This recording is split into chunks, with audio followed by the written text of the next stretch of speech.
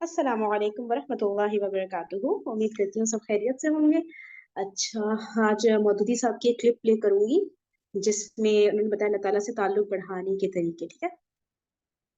اب رخصت ہونے سے پہلے میں چاہتا ہوں کہ اپنے رفقا سے ارکان اور متفقین سب سے خطاب کر کے انہیں وہ ضروری ہدایات دے دوں جو آئندہ اس کام کو صحیح طریقے پر چلانے کے لیے مطلوب ہیں۔ اولین چیز جس کی ہدایت ہمیشہ سے انبیاء علیہم السلام، خلفائے راشدین اور صلحائے امت ہر موقع پر اپنے ساتھیوں کو دیتے رہے ہیں، وہ اللہ سے ڈرنے اور اس کی محبت دل میں بٹھانے اور اس کے ساتھ تعلق بڑھانے کی ہدایت ہے۔ میں نے بھی اسی کے اتباع میں ہمیشہ اپنے رفقا کو سب سے پہلے یہی نصیحت کی ہے اور آئندہ بھی جب کبھی موقع ملے گا اسی کی نصیحت کرتا رہوں گا، کیونکہ یہ وہ چیز ہے جس کو ہر دوسری چیز پر مقدم ہی ہونا چاہیے۔ عقیدے میں اللہ پر ایمان مقدم ہے، عبادت میں اللہ سے دل کا لگاؤ مقدم ہے، اخلاق میں اللہ کی خشیت مقدم ہے، معاملات میں اللہ کی رضا کی طلب مقدم ہے، اور فی الجملہ ہماری ساری زندگی ہی کی درستی کا انحصار اس پر ہے کہ ہماری دوڑ دھوپ اور سعی و جہد میں رضائے الہی کی مقصودیت ہر دوسری غرض پر مقدم ہو۔ پھر خصوصیت کے ساتھ یہ کام جس کے لیے ہم ایک جماعت کی صورت میں اٹھے ہیں، یہ تو سراسر تعلق باللہ کے ہی بل پر چل سکتا ہے۔ یہ اتنا ہی مضبوط ہوگا جتنا اللہ کے ساتھ ہمارا تعلق مضبوط ہوگا، اور یہ اتنا ہی کمزور ہوگا جتنا خدا نخواستہ اللہ کے ساتھ ہمارا تعلق کمزور ہوگا۔ ظاہر بات ہے کہ آدمی جو کام بھی کرنے اٹھتا ہے، خواہ وہ دنیا کا کام ہو یا دین کا، اس کی اصل محرک وہ غرض ہوتی ہے جس کی خاطر وہ کام کرنے اٹھا ہے، اور اس میں سرگرمی اسی وقت پیدا ہوتی ہے جب اس غرض کے ساتھ آدمی کی دلچسپی میں گہرائی اور گرم جوشی ہو۔ نفس کے لیے کام کرنے والا خود غرضی کے بغیر نفس پرستی نہیں کر سکتا، اور نفس کی محبت میں جتنی شدت ہوتی ہے اتنی ہی سرگرمی کے ساتھ وہ اس کی خدمت بجا لاتا ہے۔ اولاد کے لیے کام کرنے والا اولاد کی محبت میں دیوانہ ہو جاتا ہے، تب ہی وہ اپنے عیش و آرام کو اولاد کی بھلائی پر قربان کرتا ہے، اور اپنی دنیا ہی نہیں اپنی عاقبت تک اس غرض کے لیے خطرے میں ڈال دیتا ہے کہ اس کے بچے زیادہ سے زیادہ خوشحال ہوں۔ قوم یا وطن کے لیے کام کرنے والا ملک و قوم کے عشق میں گرفتار ہوتا ہے، تب ہی وہ قوم و ملک کی آزادی، حفاظت اور برتری کی فکر میں مالی نقصانات اٹھاتا ہے، قید و بند کی سختیاں جھیلتا ہے، شب و روز کی محنتیں صرف کرتا ہے اور جان تک قربان کر دیتا ہے۔ اب اگر ہم یہ کام نہ اپنے نفس کے لیے کر رہے ہیں، نہ کوئی خاندانی غرض اس کی محرک ہے، نہ کوئی ملکی و قومی مفاد اس میں ہمارے پیش نظر ہے، بلکہ صرف ایک اللہ کو راضی کرنا ہمیں مطلوب ہے اور اسی کا کام سمجھ کر ہم نے اسے اختیار کیا ہے، تو آپ خود سمجھ سکتے ہیں کہ جب تک اللہ سے ہی ہمارا تعلق گہرا اور مضبوط نہ ہو یہ کام کبھی نہیں چل سکتا۔ اس میں سرگرمی آ سکتی ہے تو اسی وقت جب کہ ہماری ساری رغبتیں اعلائے کلمت اللہ کی صحیح میں مرکوز ہو جائیں۔ اس کام میں جو لوگ شریک ہوں ان کے لیے صرف اتنی بات کافی نہیں ہے کہ ان کا تعلق اللہ سے بھی ہو، بلکہ ان کا تعلق اللہ سے ہی ہونا چاہیے۔ اسے تعلقات میں سے ایک تعلق نہیں بلکہ ایک ہی اصلی اور حقیقی تعلق ہونا چاہیے۔ انہیں ہر وقت یہ فکر دامدگیر رہنی چاہیے کہ اللہ سے ان کا تعلق گھٹے نہیں بلکہ روز بروز بڑھتا اور گہرا ہوتا چلا جائے۔ اس معاملے میں ہمارے درمیان دو رائے نہیں ہیں کہ تعلق باللہ ہی ہمارے اس کام کی جان ہے۔ جماعت کا کوئی رفیق الحمدللہ کہ اس کی اہمیت کے احساس سے غافل نہیں ہے۔ البتہ جو سوالات اکثر لوگوں کو پریشان رکھتے ہیں وہ یہ ہیں کہ تعلق باللہ سے ٹھیک مراد کیا ہے، اس کو پیدا کرنے اور بڑھانے کا طریقہ کیا ہے، اور آخر کس طرح یہ معلوم کریں کہ ہمارا تعلق واقعی اللہ سے ہے یا نہیں، اور ہے تو کتنا ہے۔ میں نے اکثر یہ محسوس کیا ہے کہ ان سوالات کا کوئی واضح جواب معلوم نہ ہونے کی وجہ سے لوگ گویا اپنے آپ کو ایک بے نشان صحرا میں پا رہے ہیں۔ جہاں کچھ پتہ ہی نہیں چلتا کہ ان کی منزل مقصود ٹھیک کس سمت میں ہے، اور کوئی اندازہ نہیں ہوتا کہ انہوں نے کتنا راستہ طے کیا ہے اور اب کس مرحلے میں ہیں اور آگے کتنے مراحل باقی ہیں۔ اسی وجہ سے بسا اوقات ہمارا کوئی رفیق مبہم تصورات میں گم ہونے لگتا ہے، کوئی ایسے طریقوں کی طرف مائل ہو جاتا ہے جو موصل الی المقصود نہیں ہیں۔ کسی کے لیے مقصود سے قریب کا تعلق اور دور کا تعلق رکھنے والی چیزوں میں امتیاز کرنا مشکل ہو رہا ہے اور کسی پر حیرت کا عالم طاری ہے۔ اس لیے آج میں صرف تعلق باللہ کی نصیحت پر ہی اکتفا نہ کروں گا، بلکہ اپنے علم کی حد تک ان سوالات کا بھی ایک واضح جواب دینے کی کوشش کروں گا۔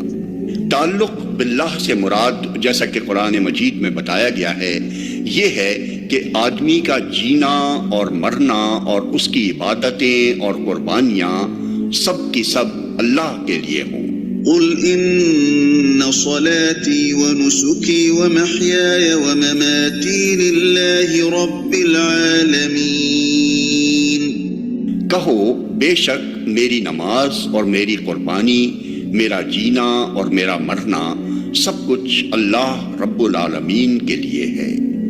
سورہ انعام 162۔ اور وہ پوری طرح یکسو ہو کر اپنے دین کو بالکل اللہ کے لیے خالص کر کے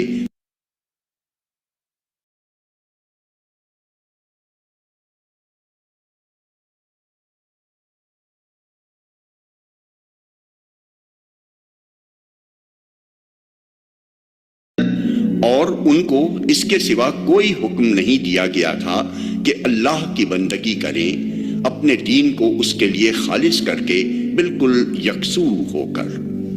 البینہ 5۔ نبی صلی اللہ علیہ وسلم نے مختلف مواقع پر اپنے ارشادات میں اس تعلق کی ایسی تشریح فرما دی ہے کہ اس کے مفہوم و مدعا میں کوئی ابہام باقی نہیں رہا ہے۔ حضور صلی اللہ علیہ وسلم کے بیانات کا تتبع کرنے سے معلوم ہوتا ہے کہ تعلق باللہ کے معنی ہیں کھلے اور چھپے ہر کام میں اللہ کا خوف محسوس کرنا، اور یہ اپنے ذرائع و وسائل کی بنسبت تیرا بھروسہ اللہ کی قدرت پر زیادہ ہو، اور یہ آدمی اللہ کو راضی کرنے کے لیے لوگوں کو ناراض کر لے، جس کے بالکل برعکس حالت یہ ہے کہ آدمی لوگوں کو راضی کرنے کے لیے اللہ کی ناراضی مول لے۔ پھر جب یہ تعلق بڑھتے بڑھتے اس حد تک پہنچ جائے کہ آدمی کی محبت اور دشمنی اور اس کا دینا اور روکنا جو کچھ بھی ہو اللہ کے لیے اور اللہ کی خاطر ہو، اور نفسانی رغبت و نفرت کی لاگ اس کے ساتھ لگی نہ رہے، تو اس کے معنی یہ ہیں کہ اس نے تعلق باللہ کی تکمیل کر لی۔ جس نے اللہ کے لیے دوستی کی اور اللہ کے لیے دشمنی کی اور اللہ کے لیے دیا اور اللہ کے لیے روکا، اس نے اپنے ایمان کو مکمل کر لیا۔ پھر یہ جو آپ ہر روز رات کو اپنی دعائے قنوت میں پڑھتے ہیں، اس کا ایک ایک لفظ اس تعلق کی نشاندہی کرتا ہے جو آپ کا اللہ کے ساتھ ہونا چاہیے۔ اس کے الفاظ پر غور کیجئے اور دیکھتے جائیے کہ آپ ہر رات اپنے اللہ کے ساتھ کس قسم کا تعلق رکھنے کا اقرار کیا کرتے ہیں۔ اللہم انا نستعینک ونستہدیک ونستغفرک ونؤمن بک ونتوکل علیک ونثنی علیک الخیر کلہ ونشکرک ولا نکفرک ونخلع ونترک من یفجرک۔ اللہم ایاک نعبد ولک نصلی ونسجد والیک نسعی ونحفد ونرجو رحمتک ونخشى عذابک ان عذابک بالکفار ملحق۔ خدایا، ہم تجھی سے مدد مانگتے ہیں، تجھی سے رہنمائی طلب کرتے ہیں، تجھی سے معافی چاہتے ہیں، تجھی پر ایمان لاتے ہیں، تیرے ہی اوپر بھروسہ رکھتے ہیں اور ساری تعریفیں تیرے ہی لیے مخصوص کرتے ہیں۔ ہم تیرا شکر ادا کرتے ہیں، ناشکری نہیں کرتے۔ ہم ہر اس شخص کو چھوڑ دیں گے اور اس سے تعلق توڑ لیں گے جو تیری نافرمانی کرے۔ خدایا، ہم تیری ہی بندگی کرتے ہیں، تیرے ہی لیے نماز پڑھتے اور سجدہ بجا لاتے ہیں، اور ہماری ساری جد و جہد اور ساری دوڑ دھوپ تیری ہی خوشنودی کے لیے ہے۔ ہم تیری رحمت کے امیدوار ہیں اور تیرے عذاب سے ڈرتے ہیں۔ یقیناً تیرا سخت عذاب ان لوگوں پر پڑنے والا ہے جو کافر ہیں۔ پھر اسی تعلق باللہ کی تصویر اس دعا میں پائی جاتی ہے جو نبی صلی اللہ علیہ وسلم رات کو تہجد کے لیے اٹھتے وقت پڑھا کرتے تھے۔ اس میں آپ صلی اللہ علیہ وسلم اللہ کو خطاب کر کے کہتے ہیں، اللہم لکا اسلمت و بکا آمنت و علیک توکلت و الیک انبت و بکا خاصمت و الیک حاکمت۔ خدایا میں تیرا ہی مطیع فرمان ہوا اور تجھی پر ایمان لایا اور تیرے ہی اوپر میں نے بھروسہ کیا اور تیری ہی طرف رجوع کیا اور تیری ہی وجہ سے میں لڑا اور تیرے ہی حضور اپنا مقدمہ لایا۔ یہ ہے ٹھیک ٹھیک نوعیت اس تعلق کی جو ایک مومن کا اللہ سے ہونا چاہیے۔ اب دیکھنا چاہیے کہ اس تعلق کو پیدا کرنے اور بڑھانے کا طریقہ کیا ہے۔ اس کو پیدا کرنے کی صورت صرف ایک ہے، اور وہ یہ کہ آدمی سچے دل سے اللہ وحدہ لا شریک کو اپنا اور ساری کائنات کا مالک، معبود اور حاکم تسلیم کرے۔ الہیت کی تمام صفات اور حقوق اور اختیارات کو اللہ کے لیے مخصوص مان لے اور اپنے قلب کو شرک کے ہر شائبے سے پاک کر دے۔ یہ کام جب آدمی کر لیتا ہے تو اللہ سے اس کا تعلق قائم ہو جاتا ہے۔ رہا اس تعلق کا نشو و نما تو وہ دو طریقوں پر منحصر ہے، ایک فکر و فہم کا طریقہ اور دوسرا عمل کا طریقہ۔ فکر و فہم کے ذریعے سے اللہ کے ساتھ تعلق بڑھانے کی صورت یہ ہے کہ آپ قرآن مجید اور احادیث صحیحہ کی مدد سے ان نسبتوں کو تفصیل کے ساتھ اور زیادہ سے زیادہ وضاحت کے ساتھ سمجھیں جو آپ کے اور خدا کے درمیان فطرتاً ہیں اور بالفعل ہونی چاہیے۔ ان نسبتوں کا ٹھیک ٹھیک احساس و ادراک اور ذہن میں ان کا استحضار صرف اسی طریقے سے ممکن ہے کہ آپ قرآن اور حدیث کو سمجھ کر پڑھیں اور بار بار اس مطالعے کی تکرار میں رہیں، اور ان کی روشنی میں جو نسبتیں آپ کے اور خدا کے درمیان معلوم ہوں ان پر غور و فکر کر کے اور اپنی حالت کا جائزہ لے کر دیکھتے رہیں کہ ان میں سے کس کس نسبت کو آپ نے بالفعل قائم کر رکھا ہے، کہاں تک اس کے تقاضے آپ پورے کر رہے ہیں اور کس کس پہلو میں کیا کیا کمی آپ محسوس کرتے ہیں۔